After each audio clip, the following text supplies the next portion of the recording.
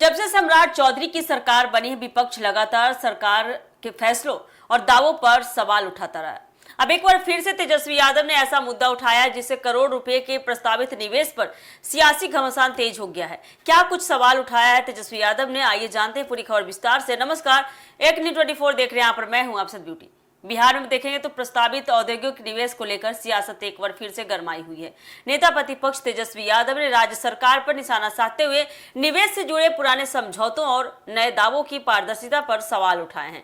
तेजस्वी का कहना है इस बात पर लेकर कि सरकार करीब 51,500 करोड़ रुपए के प्रस्तावित निवेश को लेकर बड़े बड़े दावे कर रही है, लेकिन पहले किए गए समझौतों का वास्तविक हाल जनता के सामने नहीं रखा जा रहा है। तेजस्वी यादव ने सोशल मीडिया प्लेटफॉर्म एक्स पर सरकार से सवाल किया है कि वर्ष 2024-2025 और उससे पहले विभिन्न औद्योगिक समूहों के साथ 2 लाख करोड़ रुपए से अधिक के निवेश को लेकर हुए समझौतों का क्या हुआ। उन्होंने इसको लेकर मांग की है कि इन एमओयू की प्रगति रिपोर्ट सार्वजनिक की जानी चाहिए ताकि यह साफ हो सके कि कितने निवेश जमीन पर उतरे और कितने केवल कागजों तक सीमित रहे।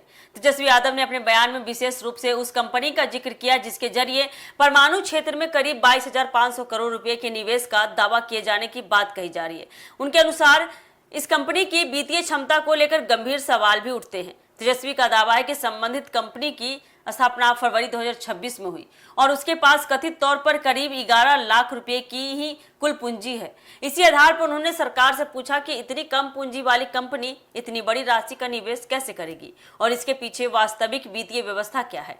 तेजस्वी यादव ने इस पूरे मामले की जानकारी सार्वजनिक करने की मांग करते हुए सरकार के औद्योगिक निवेश संबंधी दावों पर सवाल खड़े कर दिए हैं। विपक्ष का कहना है कि केवल एमओयू का हस्ताक्षर होने से निवेश जमीन पर नहीं उतरता।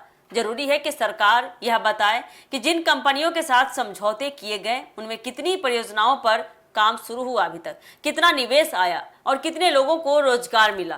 तेजस्वी यादव के इन आरोपों के बाद बता दें आपको, अब सरकार के सामने पुराने एमओयू की प्रगति और नए प्रस्तावित निवेश से जुड़ी विस्तृत जानकारी सामने रखने की चुनौती है। हालांकि तेजस्वी द्वारा लगाए गए कंपनी से जुड़े वित्तीय दावों की स्वतंत्र पुष्टि इस रिपोर्ट में नहीं की गई। अब सबसे बड़ा सवाल खड़ा होता है यह कि 51,500 रुपए अब सबसे बड़ा सवाल खड़ा होता है कि 51,500 करोड़ रुपए की प्रस्तावित निवेश का दावा कितनी जमीन पर उतरता है और पुराने 2 लाख करोड़ रुपए से अधिक के समझौतों की वास्तविक स्थिति क्या है।